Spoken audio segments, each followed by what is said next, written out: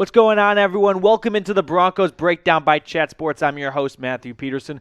We have an intriguing show, as producer Jeff called it today. We're going to check out Mel Kiper's latest mock draft, plus a little appreciation for number 3, Russell Wilson, because voluntary workouts started at Doe Valley just on Tuesday, so yesterday, depending on when you're watching this, and he's getting a lot of love. So we'll show him some love on the show. In fact, speaking of some love for Russell Wilson, let's get to 300 likes. Last video, I think we ended at about 135 ballpark based on what I'm filming now. So I want to double that and then add on some change to it for the guy that's going to have the Broncos out of the cellar in the AFC West and hopefully all the way to the top and ending the Chiefs' run.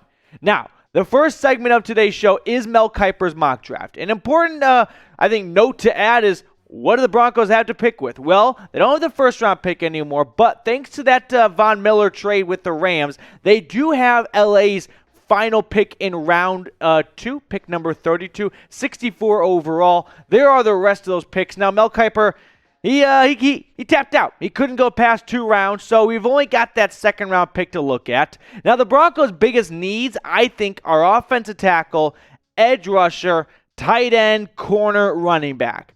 Later on, I'll actually put out a video where I rank what I think the biggest needs are in order, but that's a good gauge right there. You can argue and twist my arm whether it's edge over tackle or tackle over edge or maybe in some depth at the secondary with the corner pick. But Mel Kiper, he thinks it's tight end. And he went with Trey McBride with the 64th overall pick in the draft, the final pick in his mock draft. So you got to wonder, was he just like, I'm tired, I don't want to do this anymore, I'm just going to pick whatever kid is closest to Denver, and we're calling it quits, because it's just up the road, right? It's not far away, Colorado State from Mile High. Now, the Broncos maybe want to replace Fant early in the draft. I think it's a bit early. Now, Trey McBride, if you're not a Rams fan, you're not big on Colorado State, you like the Buffs, well, he's the top tight end in this year's draft class. And the local bonus is, the added bonus is he's a local kid. He's from Fort Morgan. He actually is, I think, according to Wikipedia, so I did my research very well, from Greeley, Colorado. Always wonderful smelling Greeley.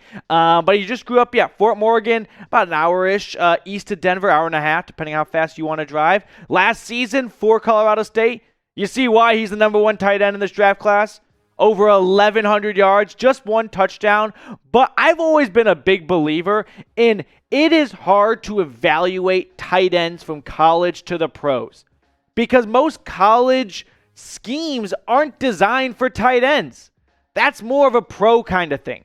I didn't invent football, so I can't tell you why colleges prefer not showing the tight end much love compared to the pros, but I never look at tight end stats from one player to another and go, oh, this guy had an extra 200 yards, he's got to be better.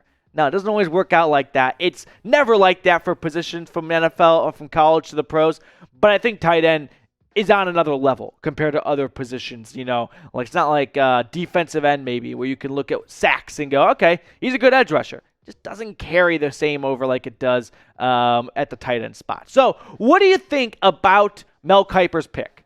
Do you like it? Y for yes, N for no. I'm not opposed to going after Trey McBride, right? Everyone's chasing the next Gronk.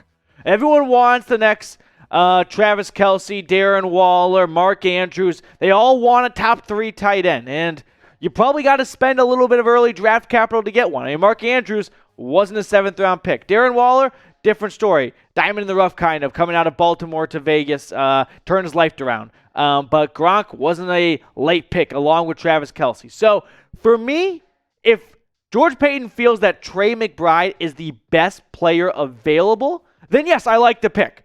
But when you're Denver and you've got the last pick in round 2, you don't have glaring needs, right? You could go out and start week 1 tomorrow and not have a hole on your roster. You could make do with Billy Turner or Calvin Anderson at right tackle, and you've got the edge rushers, okay? You've got Bradley Chubb, Malik Reed, and Randy Gregory. You signed DJ Jones. Maybe you want a little extra help on the D-line after trading away Shelby Harris or at tight end with Noah Fant, but I think you just go get talent, because what your needs are right now may not be in 2 years. In fact, in 2 years, you don't want to be the team looking at it and going, wow, we really just wanted to pick an edge rusher. Why didn't we take this guy who was so much better and is a huge contributor on their team? Well, because we didn't need, a corner that badly at the time. Yeah, but maybe you do 2 years from now, and you wish you took that player. Let's look at Mel Kiper's thoughts, though, to wrap up this mock draft segment. Here's what he said about the Trey McBride pick. McBride is more advanced as a pass catcher than Dulich. That's the UCLA tight end, which is what the Broncos need with new quarterback Russell Wilson. With Noah Fant off to Seattle, there are targets available. McBride had 90 catches for 1,121 yards last season. He could stretch the seams in Denver. And as we talk NFL draft here, I just want to remind everyone watching to subscribe to Chat Sports, youtube.com/chatsportstv, or just search Chat Sports in YouTube. It's the first thing to pop up. We're going to be going live for the NFL draft all 3 days, all 7 rounds, and it's going to be a lot of fun. Like, I don't know how to say it without sounding corny, like it's I'm at a cruise ship and I'm trying to get you to go to the activities and the main deck. But the deal with the Chat Sports scene here is we have fun when we do coverage. So between shots of Fireball, getting you guys engaged and interactive on the show, and having drinks with you, we do it better than anyone else does. I can guarantee you that. Now, is Russell Wilson changing the culture at Doe Valley in Denver Mile High already? Certainly seems that way. And that's what happens when you trade for a, as we know, Super Bowl winning quarterback. So if you cannot wait for week 1, type 3. Let's spam Russell Wilson's number in the comments section below. Because even though it's mid-April, 13th right now, I cannot wait for early September for real football. I don't even want to talk about August because it's like an appetizer when you've been on a hunger strike like Gandhi for months, okay? I want to get right to the meat and potatoes. I want to see Russell Wilson torch the Kansas City Chiefs in week 1.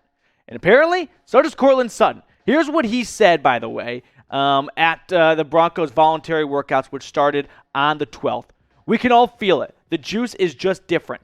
I wasn't around when Peyton came or was here, but from what I'm hearing from everyone who was here when Peyton was here, the juice and the energy is pretty similar. Knowing we have a guy that has been at the top of the mountain before, has won a Super Bowl before, who does know what it's like to be at the highest level for his position and to lead a team to a Super Bowl. We've got more Russ Wilson love coming your way. We are very excited. I mean, we, as a family here at the Broncos Breakdown, cannot wait for Russell Wilson and the Broncos to, win more than just 4 home games. Stop getting blown out like it's been the past 3 seasons. Remember how embarrassing that Eagles game was last season? I don't want to do that again. I don't want to relive that again. Now, we've also got more Broncos coverage coming your way. We are, less than 200 subs away, 161? Yeah, I think I just nailed it. Okay, shout out to me, math. From reaching 7,500 subscribers. So help us accomplish that milestone. If you're looking for free Broncos content regarding news, rumors, draft coverage, mock drafts, we do everything under the sun when it was related to the Denver Broncos here. So make sure you are a part of the family. Hit that big red button and subscribe. Getting back to some more Russ love here, Justin Simmons, who wasn't at voluntary workouts last season. This year he is. And he says, there's no denying that different energy and vibe in the building. The confidence that the guys are walking around with, and so it's great. Having a guy like that can do that just with his presence is exciting. I can't wait. I mean, I cannot wait to see what Russell Wilson with this loaded Broncos offense does. Jerry Jeudy breakout finally. Courtland Sutton, who just disappeared the second half of the season, give or take, never again. Get KJ Hamler back to be his new Tyler Lockett. How about, I forgot Tim Patrick. I mean, there's so many dudes. We've gone past guys, right? There's that guys versus dudes approach, that debate. These aren't guys. These are dudes. And you've got a rising one in Javonte Williams as well. And since Russell Wilson has just blessed the Denver air, things have been looking pretty up. DU Hockey won the Frozen Four, beat Michigan, and that was a team with 3 first-round draft picks, top 3 picks last year. They just swept them off the ice. The Avalanche are 9-1-1. The Chiefs traded away Tyreek Hill because they couldn't handle the smoke. The Rockies are first in the NL West at 4-1, and the Dodgers, I think, are tied for last at 1-4. Couldn't be me. And Russell Wilson has been hosting private workouts with his teammates at his residence in California, and I have been just bathing in the Instagram videos that have come out from it because it's looked like a lot of fun things are in store for Broncos Country. We talked about some other teams here, so I want to end the show on this question. What's your second favorite team? Rockies, Avalanche. I was going to put the Nuggets on there, but they're 7-6 since the trade, so it really didn't fit my narrative. And if it's not going to fit your narrative, everyone knows you don't do it. That's how the media works these days. So what's your second favorite team? Let me know in the comments section below. Make sure you follow me on Twitter as well, at Matthew Petey. I'll keep you guys updated with the latest Broncos news and rumors. All right, guys, that's going to do it for us here on today's show. We'll catch up with you later with more Broncos news and rumors.